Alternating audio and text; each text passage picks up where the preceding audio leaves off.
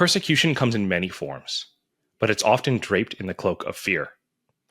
Today, we're talking about post-war American anti-communism policy, how that ties into a not so well-known part of queer history, and who was affected by the Lavender Scare. This is Too Complicated for History.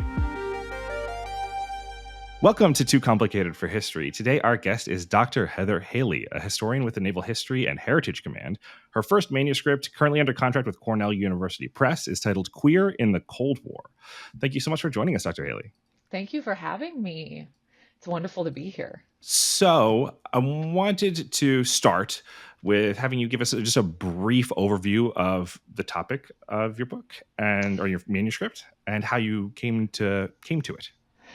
Yeah, so of course, because I work for the United States Navy, I do have to say that the thoughts, views, and opinions and intellectual property expressed in this conversation do not necessarily reflect those of the Naval History and Heritage Command, the Department of the Navy, or the Department of Defense. So this is my own intellectual property.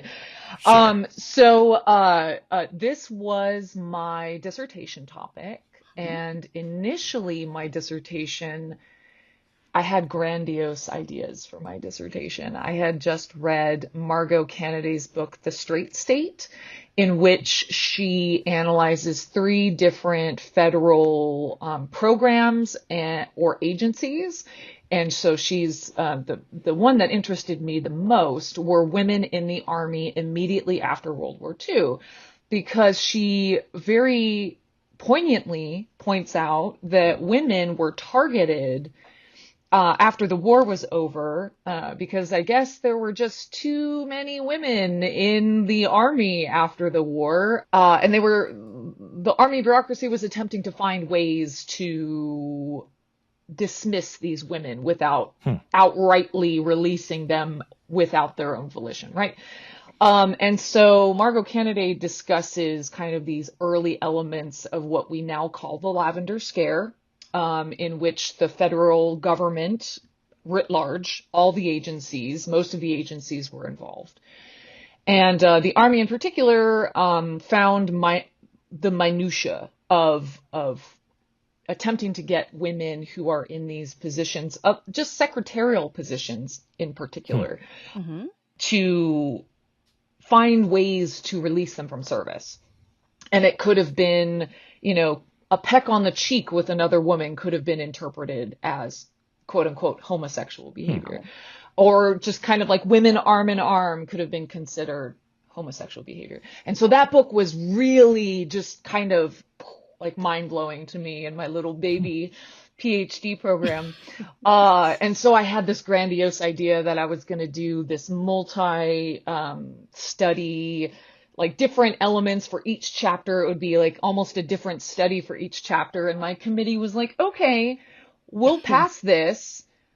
But do you understand this is pre-COVID, by the way. So we had no idea COVID was coming.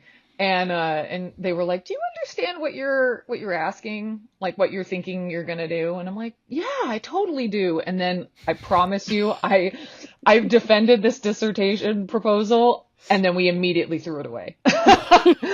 So, but it was one piece of that larger dissertation proposal that ultimately became the entire dissertation. And I had found one of the pieces, I was like, man, I'd really like to look up some kind of, unknown person who was targeted in the 50s, 60s, 70s for being gay or bisexual, lesbian. I'm just looking for this. And I went on YouTube. I promise you, this is no lie. I literally went on YouTube and I said, I think my search terms were gay, lesbian, bisexual, Navy, Cold War. And then pops up this 1979, someone had uploaded the audio recording of a radio station that was like a late night. It was called Gay Rap. And I want to say it was broadcast to select stations, maybe on the East Coast. But it was recorded out of New York, and it was late night, and it was for queer listeners, mostly gay men. And Vernon Berg and his partner Lawrence Gibson were the guests, and I was like, yes, this is it. And that's how I found the initial source to my dissertation, and then now it's expanded to become more of these, I guess you would call them unsung heroes, from the military who were fighting to be openly, authentically themselves in the 1970s, which is huge because we think of this as a very recent phenomena, right? Right. And so the fact that this is in the 70s, and in in the case of one other individual, post-service, once they're out, they become what they call themselves at the time as transsexual. So it's just an amazing story. This episode of Too Complicated for History is brought to you by our supporters over on Patreon. If you'd like to support the show and join the conversation, our membership is completely free. And that gives you access to our Discord, which is a place for like-minded history fans and even some of the historians that we've interviewed to just chat, hang out, and ask interesting questions. Our paid tiers give you access to exclusive content, live streams, and even signed book giveaways. Check it out today at patreon.com/primarysourcemedia. That's patreon.com/primarysourcemedia. Pat should put it in a graphic right about here. Now let's get back to the show. Well, and I do have to say that one really good lesson here is that I think most PhD students completely they overset. I mean, I planned on doing a lot more for my dissertation too. And I think that it's good. It's good that we have that, but it's also good when we learn, okay, it has to be smaller.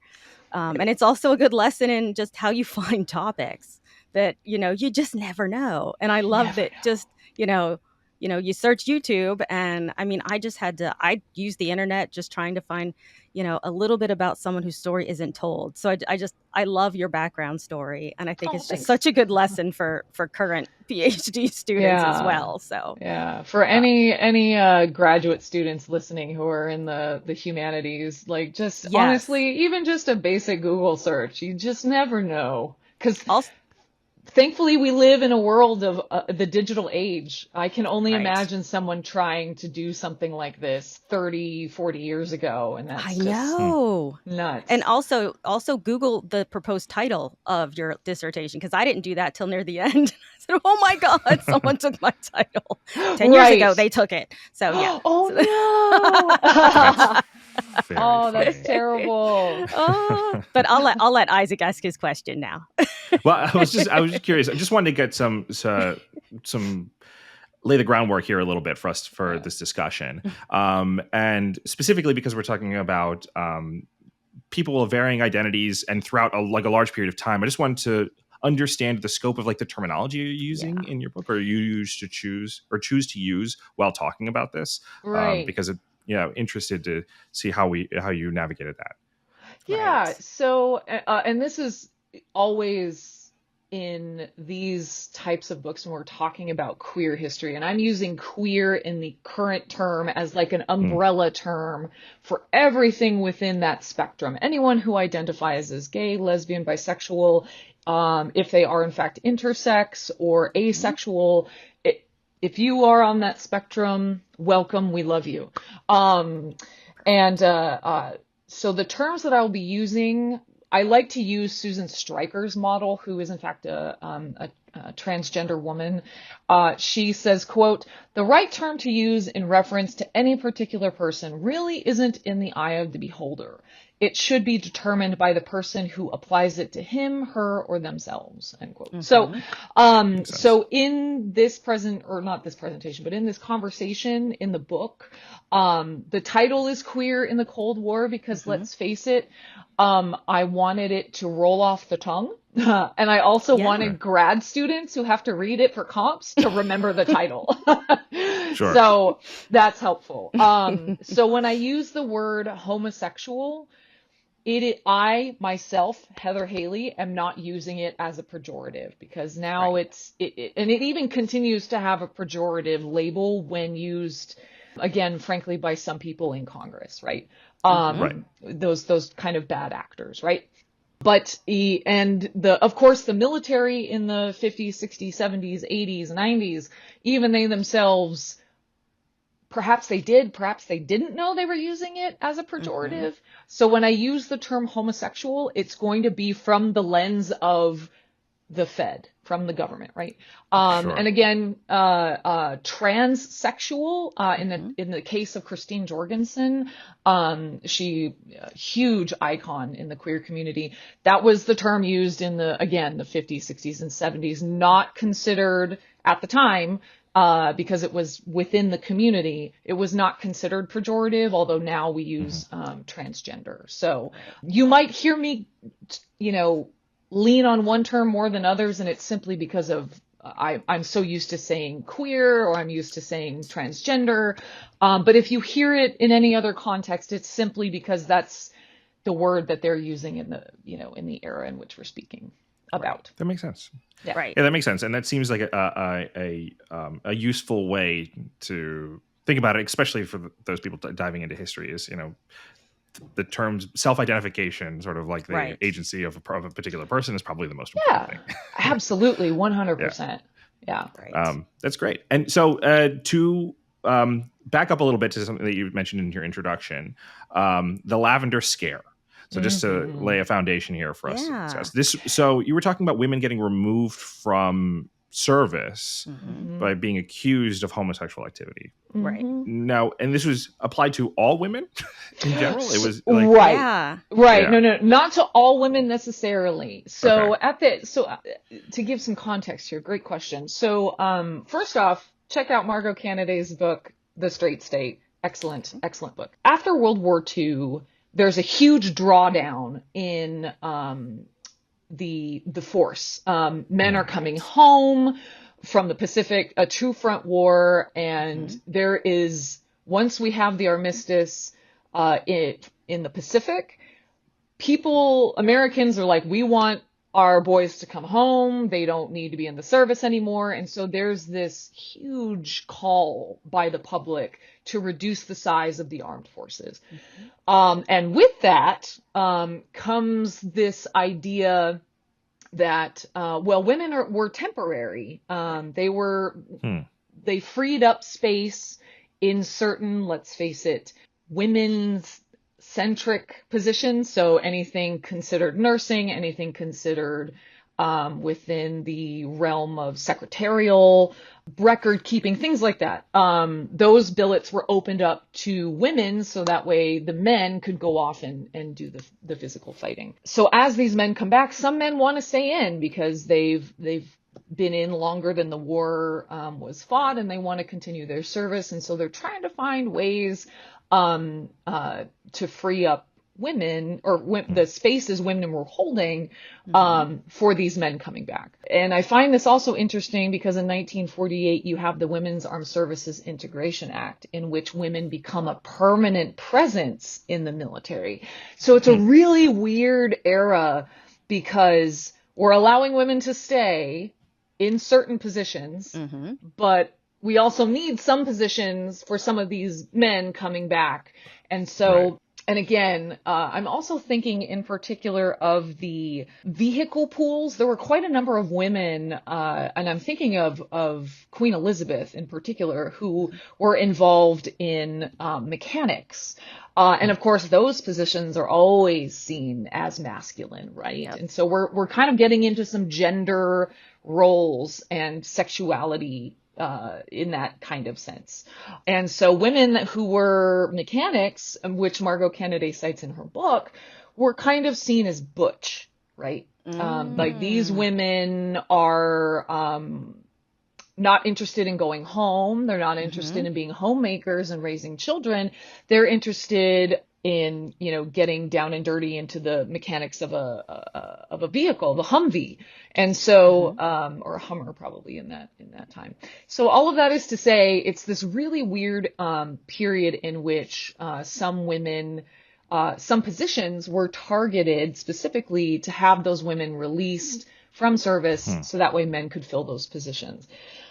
And so this is the era that the Lavender Scare begins. In 1948, 1949, you've got Joseph McCarthy waving his alleged list of over 100 communists to some ladies in West Virginia, which, by the way, the list never existed. Yeah, And so, but before that, a couple years before that, there's a book called The Lavender Scare by David K. Johnson. Excellent book. Highly recommend. Just came out with the second edition of it from Chicago Press.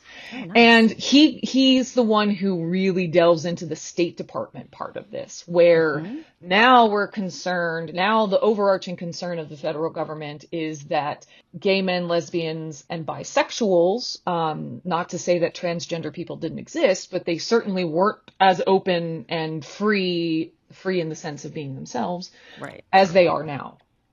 So all of that is to say, about 1947, 1948, immediately after the war, there is a concern that gay men, lesbians, and bisexuals are, quote, infiltrating the State Department and the executive. Not necessarily the executive, right? Not Truman, but of his staff. Sure. And so from there, this moment lasts for decades. Yeah. This concern that what we would say LGBTQ people are inherently risks to national security. And so that's the basis. Those are the two books that are the basis of my work, because David's work, Johnson's work, ends about the 1950s. It goes into the 40s and 50s, but this doesn't stop when the State Department stops. Right. As we are very well aware, it wasn't until the end of Don't Ask, Don't Tell, that was very recent, that we were still concerned. We all remember it. Right, exactly, Yeah, right. that Many recent, of us lived that. So all of that is to say, that's where the term Lavender Scare comes from. That's really fascinating. It's something I wasn't aware of prior to really. I'd never heard the term, which is neither had kind I. of horrifying. Yeah. And so this might be an interpretation question for you, but where did this come from? Why did they pick that? It's like, okay, we're trying to get rid of women. Why did it come to, oh, well, they like other women? Why is that the thing that became the big scare and the big fear? It just seems to me almost random, you know what I mean? Because it's like, there's other things, you could have said, well, women are weaker, women are dumber. I mean, they're not, but there's been so many excuses used. It's, why did this become the one that they were just like the hill they were going to die on, and they were going to get rid of anyone, who, did any, held hands with their friend, Right.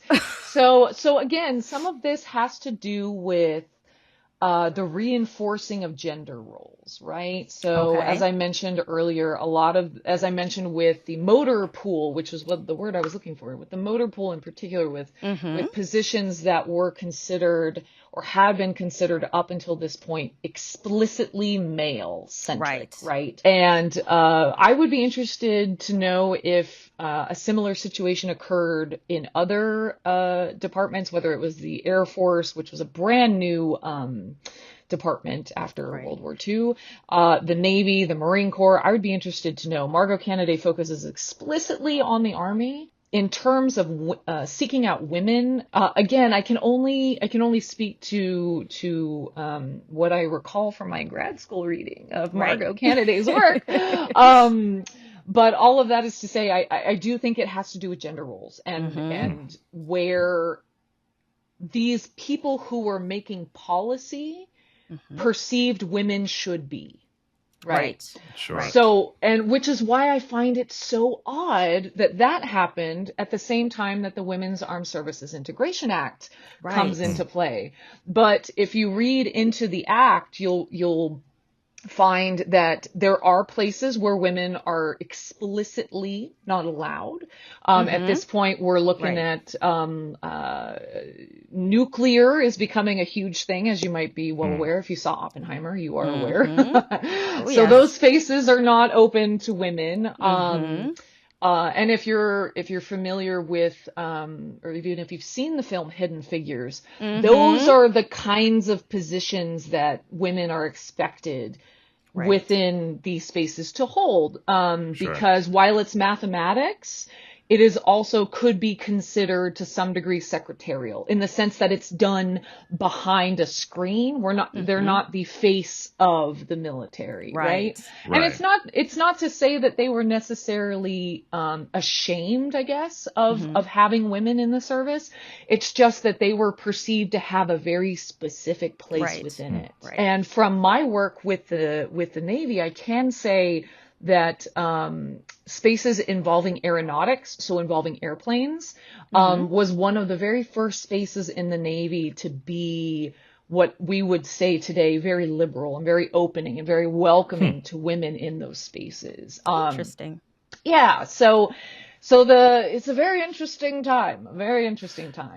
Yeah, that's super interesting. I think that our audience may not realize that women working during the war, working in roles that were typically seen as masculine spaces was relatively common. If I'm not mistaken, I'm pretty sure Marilyn Monroe was discovered working in a munitions factory, right? That was like, right. She was, or a radio plane factory, something along those lines. You know, it was some sort of manual mechanical labor that she was doing.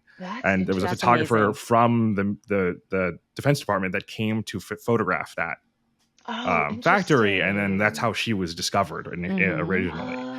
Right. Well, so even like the most famous woman in the world at the time was one of these women. She just was plucked out before all this happened.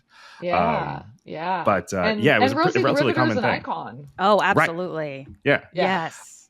Yeah. So I do have a question when you're talking about, because you mentioned, I'll use the term LGBTQ folks being a security risk, right? And that is an interesting, inherently. Obviously, that doesn't make much sense, right? As like as like an essential part of that identity. However, it does. There is something. At least my question is someone who was potentially closeted, so and had something to hide, vulnerable to being compromised by a foreign power. Was that the fear that people were worried about? 100%. You got it. Okay.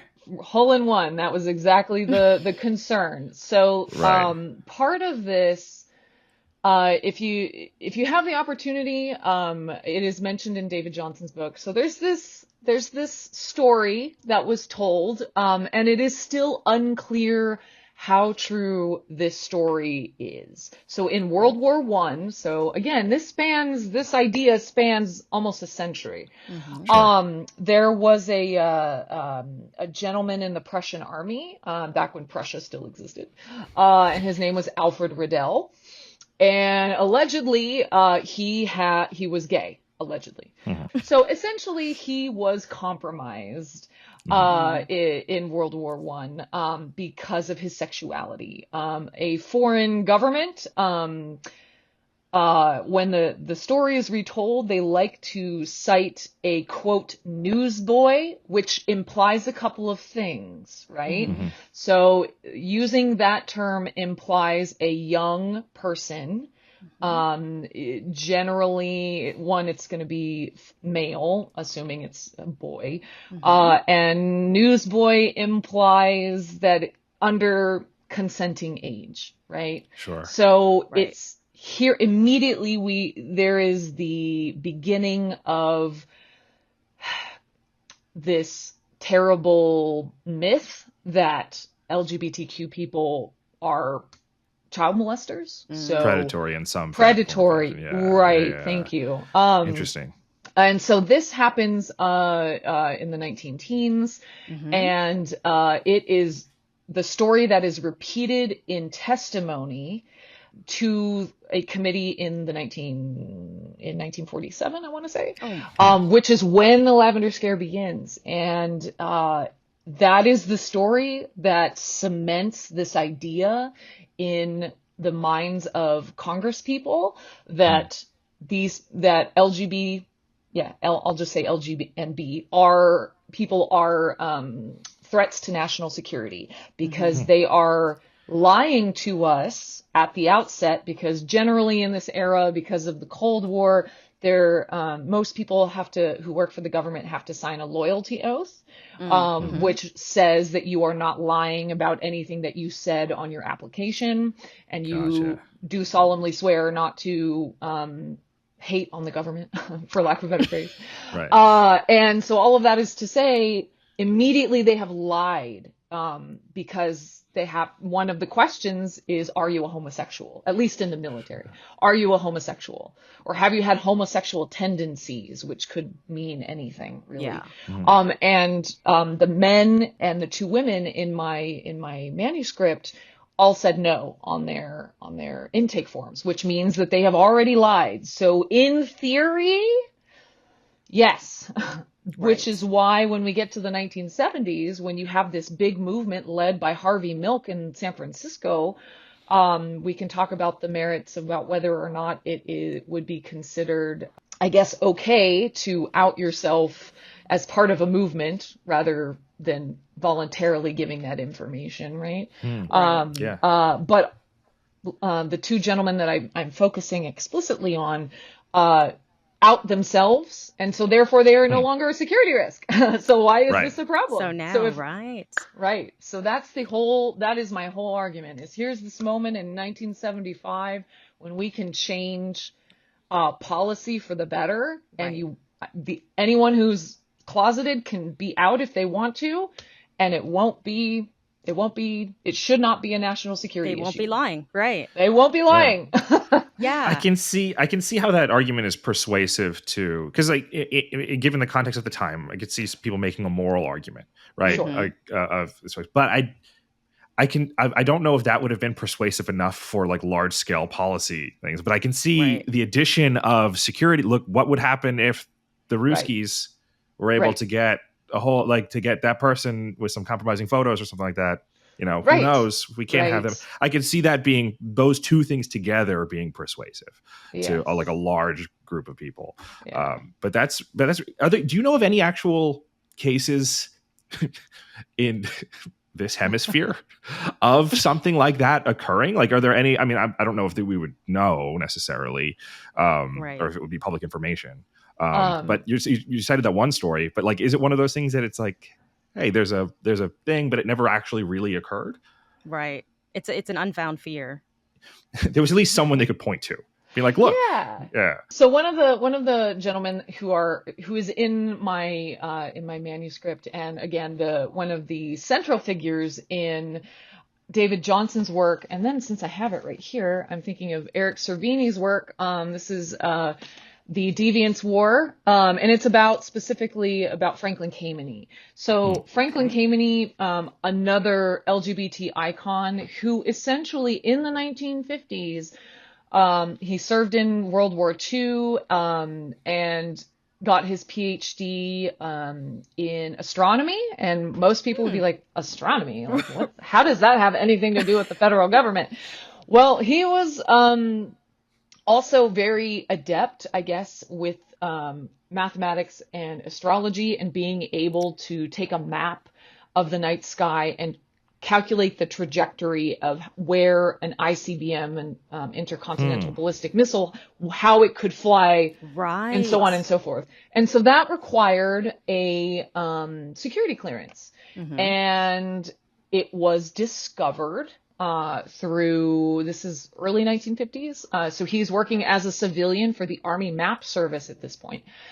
It was discovered in a background investigation that he was arrested after his service. So it would be late 40s, early 50s. That he was arrested in San Francisco in what is known as a tea room. And so tea rooms were basically public places where clandestine meetings took place, where generally queer men would go and try to find a hookup, a partner.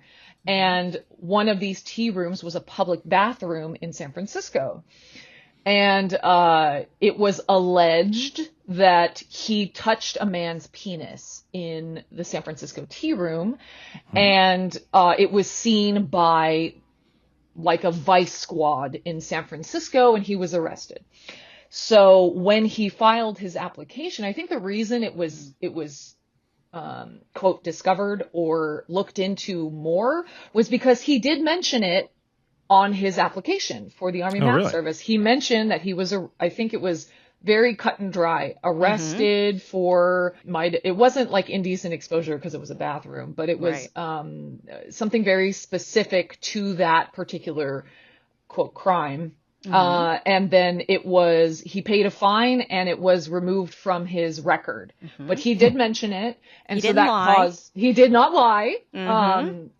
And again, Eric Cervini does an excellent job in his book, The Deviants War, explaining Franklin Kameny. But Franklin Kameny was relieved of his position from the Army Map Service. He had a PhD. He was overly qualified. And we can kind of understand this in a 2024 context, that finding work when you are overqualified is hard.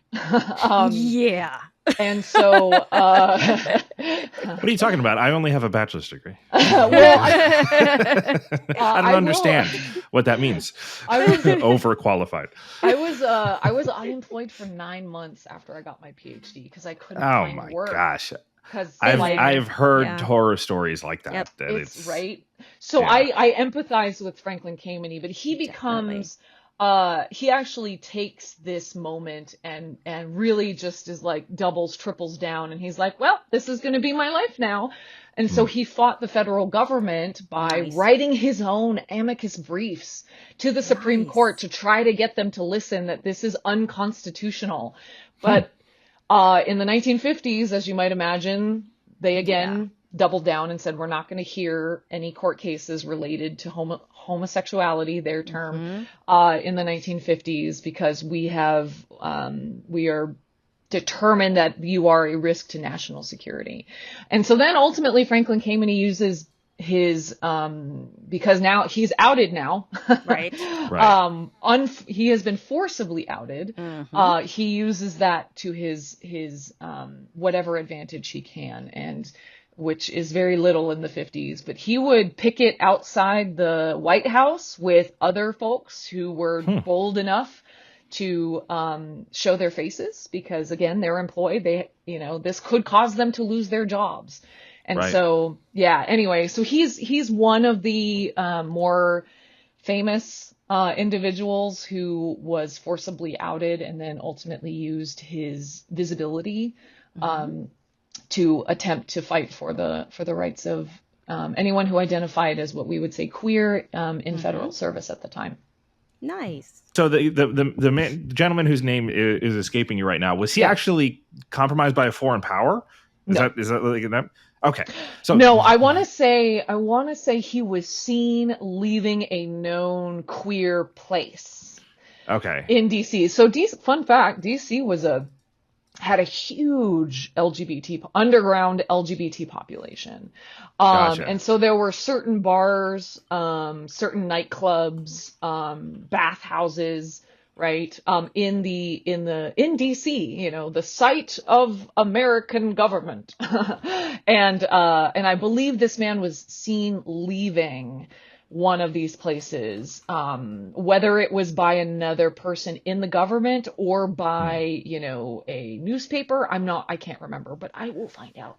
That's really interesting in that. Okay. So I find it a little remarkable, that there was that argument was so persuasive, and yet there aren't any readily available public, at least as far as this discussion that we've talked about, like incidents where someone was flipped into turning right because of their status as a queer person. Right. Yeah. So another interesting point is about this same time, about 1948, the United States Navy asks a man last name of Crittenden. The report becomes known as the Crittenden Report because he's the primary of this committee. And this committee is tasked with seeking out data on homosexuals in the Navy in particular. And I can say while my brain is faulty at remembering things, I will never forget that they say explicitly that there is no reason that homosexuals, their term, homosexuals are in any way as unqualified to serve as straight people, as heterosexual people, which just blew my mind. So like they know, they know that gay men, lesbians, and bisexuals can serve honorably and have served honorably. Like they know that these people are likely here. I say these people, LGBT people, are likely here. But because they're closeted, and they're very good at closeting themselves, they're here and clearly they're serving well. And I think they also noted that there have been no instances of that they could find no instances of some external entity attempting to force themselves into the narrative, right? So, yeah, so this is, again, too complicated for history. Yes, it is. Right. So can we talk about the individuals that you focus on, especially, let's see, Vernon Berg and then his partner, Lawrence Gibson. They went through a lot. Yeah, they sure did. So they seem like a good example of what a lot of people were going through at this time. Yeah. Vernon Berg, he was the gentleman. He's an ensign. He went to the United States Naval Academy. I mentioned in my work that he would be considered a middling student at the Naval Academy. I think he got like C's and D's in some courses. So in fact, he had to graduate in the summer because he had to retake some courses. Yeah. So, but he did graduate. He finished. I'm proud of you. Nice. And so he actually met his partner, Lawrence Gibson, at the Naval Academy. Lawrence was a civilian, and he was teaching or he was in charge of the Glee Club, I guess you could say. And so Lawrence, and that's how Lawrence and Vernon met. And Vernon, it was very clear that he was more interested in what we would probably consider the arts. He excelled in the arts, but you ask him to do anything like navigation related, and not so much. You can see why the Naval Academy was difficult. Right. Yeah. So, area of study. But he was very successful in languages. So Vernon Berg becomes a public affairs officer, which means that he requires a clearance. And ultimately he is stationed to Gaeta, Italy, spelled Gaeta,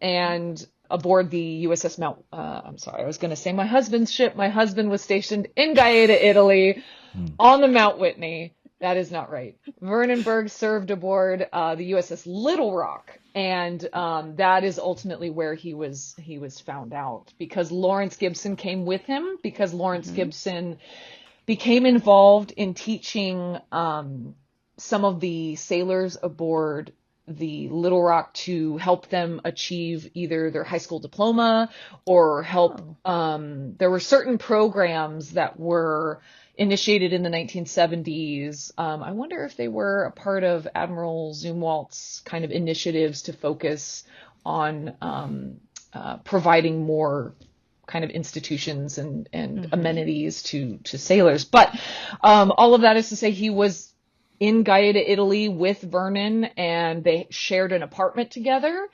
And ultimately, a colleague of Berg's, I guess you could say, called him out, and then an investigation began into both Lawrence and Vernon, which is really interesting because Vernon is a sailor and Lawrence is a civilian.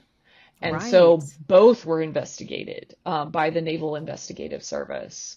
And so it just kind of also for both men, it just goes to show this really tenuous situation for lesbians, gay men, and bisexuals. Like when we talk about men and women and other individuals who are in the closet, that has just got to be the most anxiety-inducing experience of trying to hide this huge piece of yourself. And so ultimately both men are investigated, and ultimately Vernon is sent home. By home, I mean stateside. And, but what's really interesting about that is this happens over the course of maybe 5 days, this investigation. So the investigation had happened for about 6 months back stateside, right? So the Naval Investigative Service is looking into every aspect of their lives, right? And finally, some Naval Investigative Service agents show up in Gaeta, separate the two. They have individual kind of meetings, interrogations, and Vernon Berg is immediately submits his letter of resignation from the Navy and says, I want to use what leave I've got. I will just move away because I know this is going to cause problems, and we are supposed to be part of this, I guess you could call it convoy, to help reopen the Suez Canal, which at that point, he was going to be the public affairs officer. Right. And what's super interesting, even more complicated for history, he had a security clearance, had already given his letter of resignation, and they said, nope, we need you because the dude who has your job, who's a superior to you, we already gave him leave. Oh. And we don't have anyone, so we need you. Which is amazing to me. So we're going to kick you out, but we need you now. Right. And so this is this, I'm getting goosebumps and I'm kind of sweating right now because this is just amazing to me that this is ultimately what Berg's legal team uses to when they ultimately try to sue the Navy in a few years later. Because, he had a security clearance. He was outed. He's open. Here is exactly the example you need to see that he can have a security clearance, be an openly gay man, and serve honorably.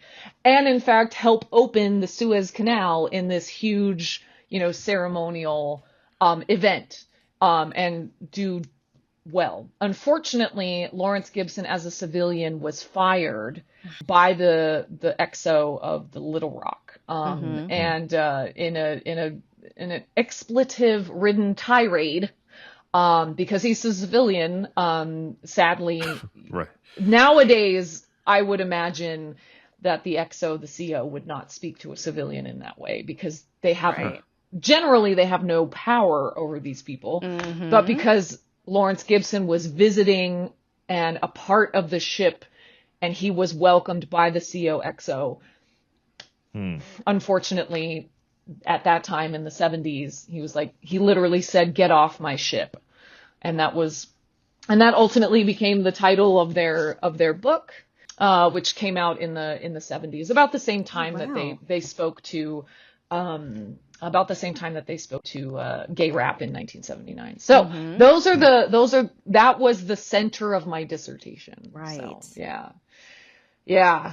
So it is complicated. It's very complicated. And I know you had talked about the interrogation, sort of what they went through. I know they were doing the investigation stateside, but were they like dragging them into I'm imagining like those cop shows where they drag the person into the room and yell at them and try to get with everything one out light of them. Hanging. Like were they going after their family members and trying to get them to out them? Like, what was the interrogation like as they were involved? Yeah. So, a huge shout out to NCIS, which is the current edition of NIS, which is the Naval Investigative Service, which used to be the Office of Naval Investigations. So ONI became NIS, which is now NCIS. Okay. Do not think about what you think about when it comes to the television show. It's not like that. There's not a man with a center part.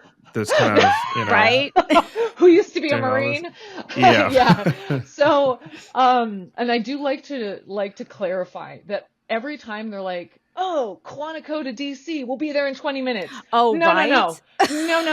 That shit takes like an hour and a half. Like, no. 95, and that's without traffic. It's like the bane of my existence. It's the worst. I like that. That's the most frustrating inaccuracy As someone who lived in Northern Love that Virginia, show. I agree with her.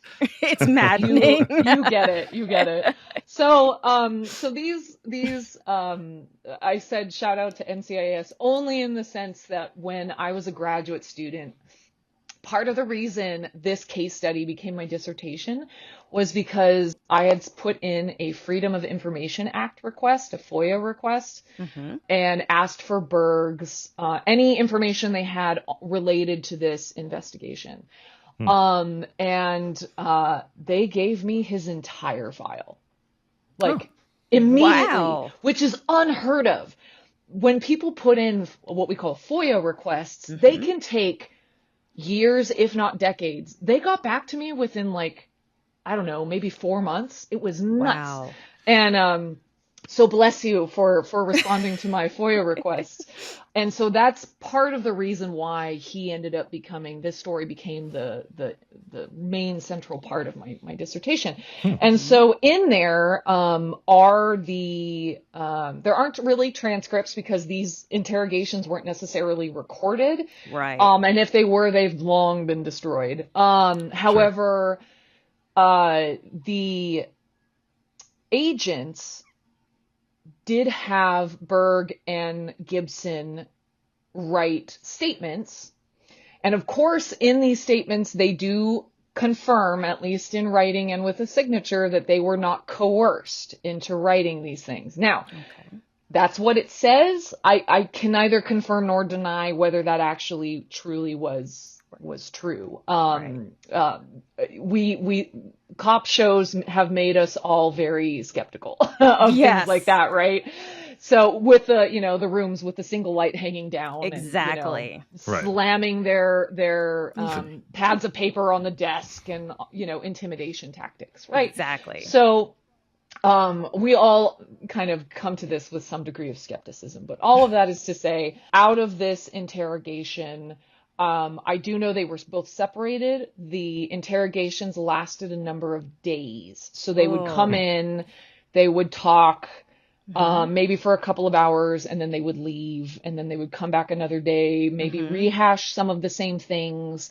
Right. The agents would likely tell Berg. I don't know what they could tell Gibson because he was a civilian, but in terms of Berg as an officer in the Navy, they would likely tell him, well, this is what you're risking. You need, I don't know if he was offered any quote deals. I don't know that I do not know. But ultimately in the end, I do have, Berg's statement, quote, confession that he is in fact a quote homosexual. And what is interesting is how confused the agents were that he had heterosexual sexual relationships previously. They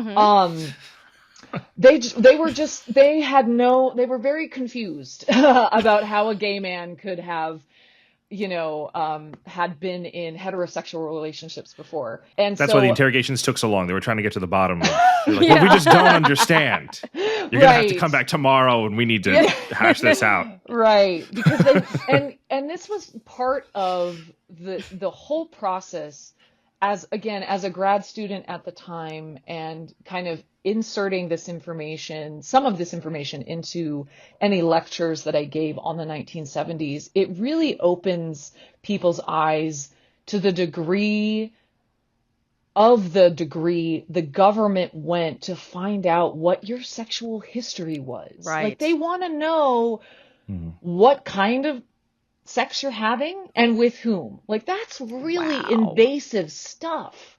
Wow. These admissions that these men are penning are very explicit. So Harvey Milk's, for anyone who's familiar with Harvey Milk, in December 1954, is found out to be gay.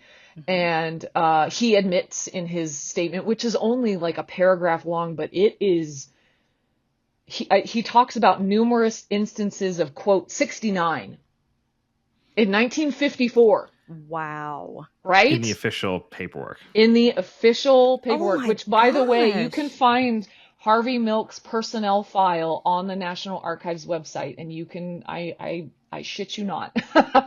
So I found it really interesting how graphic they wanted this to be. Right. And so in Vernon Berg's instance, he was found out to be gay because another sailor said that he had invited Berg had invited this gentleman over to his apartment because Berg had an apartment in Gaeta, Italy. Mm-hmm. And they were just talking about, life on ship and stuff like that. Mm-hmm. And ultimately they were going to, Berg offered him to stay the night, and allegedly they both slept in the same bed, and Berg had touched this man on his penis. And that was what incited this investigation. And so ultimately, by this point, like I said, Berg is sent back to the mainland to a small position because he gets the idea after he is sent with a security clearance, after he's given his letter of resignation. He's like, you know what? I could fight this, because this moment where they're allowing me to continue to serve as an openly gay man, I'm going to fight this. Yes. So he says when they get back to Gaeta after the Suez Canal reopening, he says, I'm rescinding my resignation. So they send him back to the mainland, and then ultimately that's when he goes through a discharge hearing, which I won't get into the specifics of because it's very long. But at the same time that this is happening, another man is suing the Air Force so he can serve as an openly gay man. And so I will also clarify that Berg at the time was in a gay male relationship, but he identified as bisexual, and they use that term it was bisexual. There was another term that they also used, but it is escaping me. And the reason I believe he used the term bisexual was because he had previous relationships with women. Right. Although he was in gay male relationships for the rest of his life. He would have considered himself a gay man in the 80s. But bisexual was a really new term in the 1970s. And so the idea that he liked men and women, how does that factor into this homosexual calculus of policy, right? Because homosexual in those days meant in terms of policy was just male, male, female, female. So what if you like both? Yeah. I can't imagine, and this is just me completely. This is complete conjecture. But the effect that these kinds of policies put on, like the pressure it puts on people within that are serving under the rules like this, I can't imagine. So the incident that you described, where the gentleman goes over Berg's apartment and they end up in the same bed overnight, and then that man goes and reports him. I don't know more details, and you can correct me if I'm incorrect. But there's a thought in my head that like that gentleman probably wasn't straight, and potentially like there's a possibility that he felt that his position wasn't safe, given that there was you know what I mean, like there is it incentivizes people to rat on each other to save themselves if they feel as if there's it. I'm not saying that that's the case right now, but the idea that when there is something that is so intrinsically, you can't like legislate it or by rules like get it out of a person, right? You're basically trying to make rules about the way people are inherently. Just by doing that makes this puts into place a space in which there can be a lot of distrust and between people, and that in and of itself seems like a security threat amongst an operational threat or a threat to a functioning military that has high stakes because people aren't trusting each other. So sorry, I was just thinking about that, and I was like, that's so annoying. Like, and obviously it was more annoying, more than annoying for them. But even just now, I'm getting Right. like frustrated thinking about the idea of that being the case of like the environment that I was like serving under. Right. So I can't speak to the gentleman who reported on Vernon Berg. I can't speak to that. Sure. I what I have, as far as I know, all individuals involved are deceased. So there's no way Yeah. now, unless there's extended family that I can reach out to and get a hold of, I can try, I'm not sure. But what you're describing, Isaac, is good order and discipline is the Sure. phrase that they like to use constantly, is to Okay. maintain good order and discipline.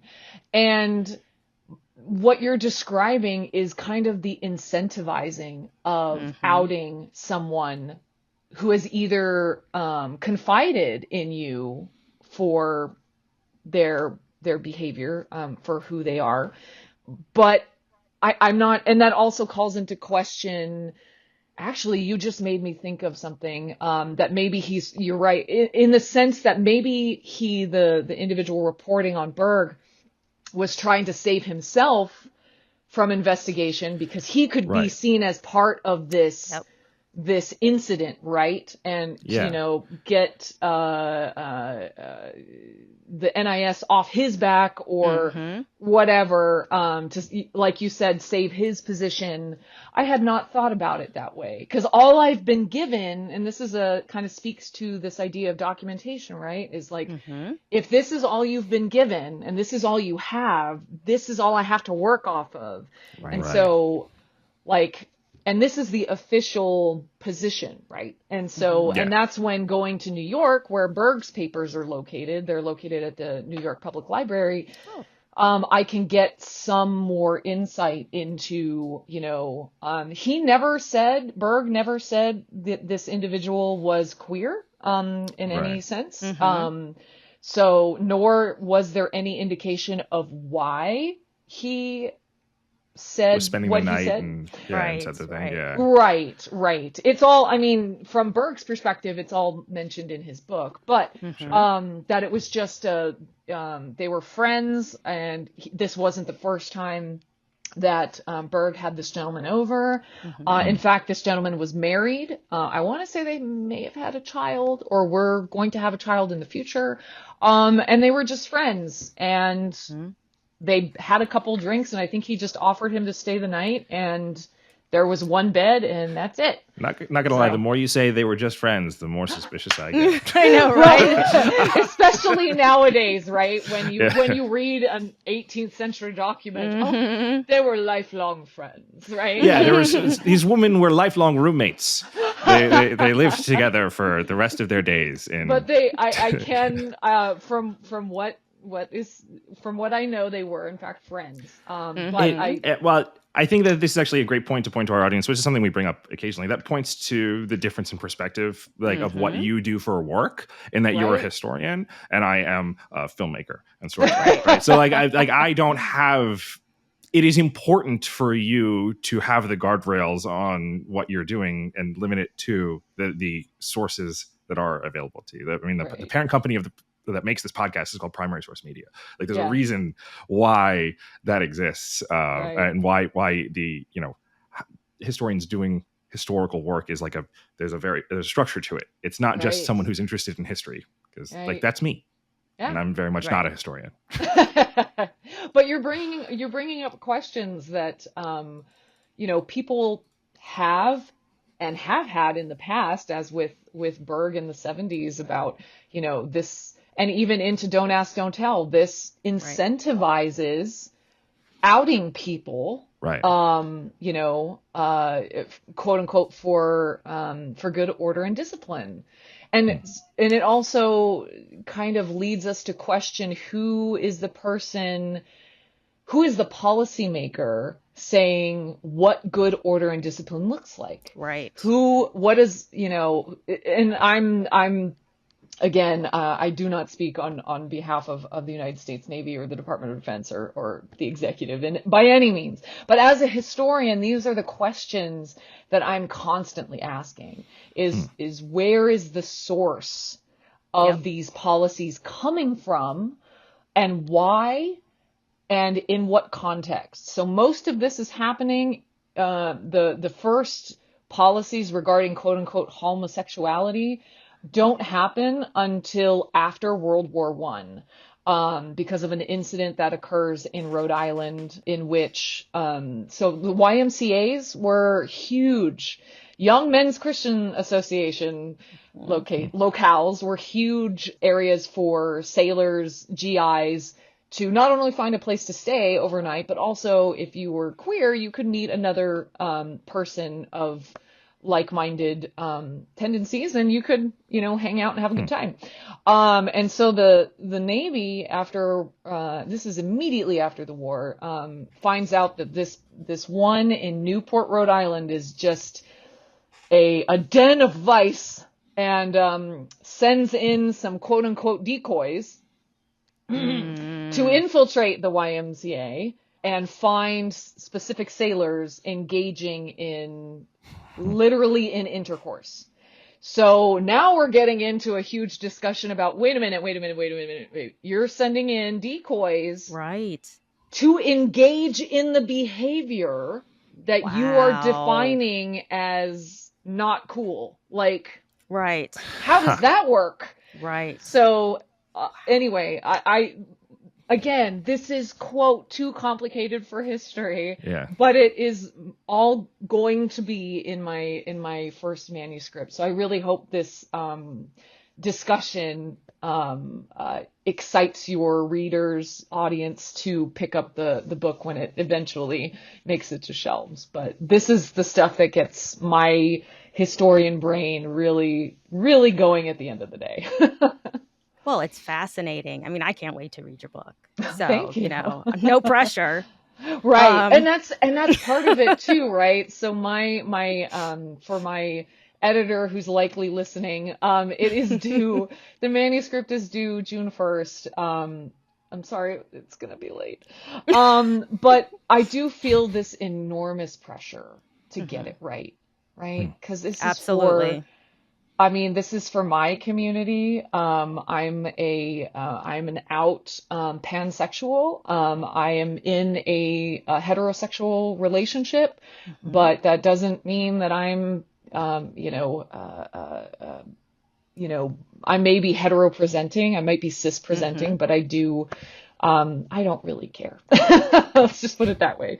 Right. But all of that is to say, like this book has the potential to affect thousands of people, because it's the history of, if not millions of people, whether or not they worked as civilians for the federal government or in the services like myself, or active duty veterans, Right. POWs. Like, there are any number of people that this could affect, and I'm just getting it right to me is really important.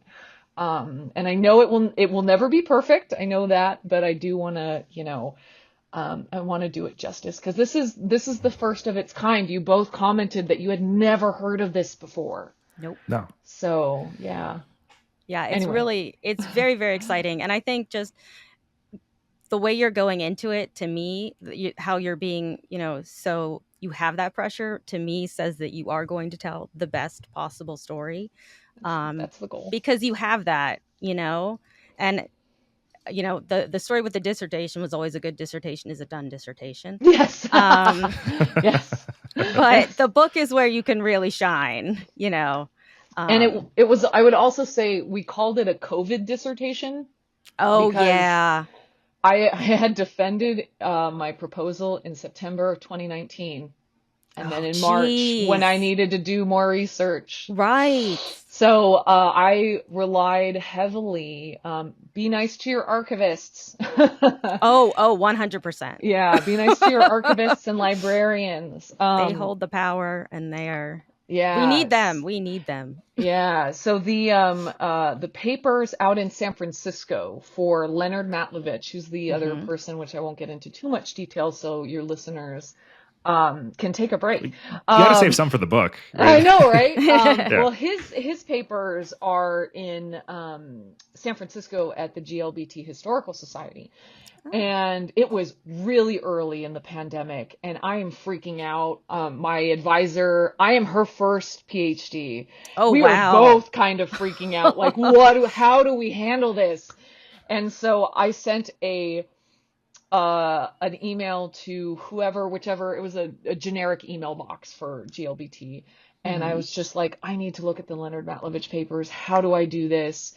I'm a PhD student in Alabama. I make very little money, but I will give you what I can to get someone to image what I need. And ultimately we worked something out. And so huge thank you to the GLBT Historical Society for imaging some of the Matlovich papers for me. But he's the other gentleman who sues the Air Force in the 70s, so he can serve as an openly gay man.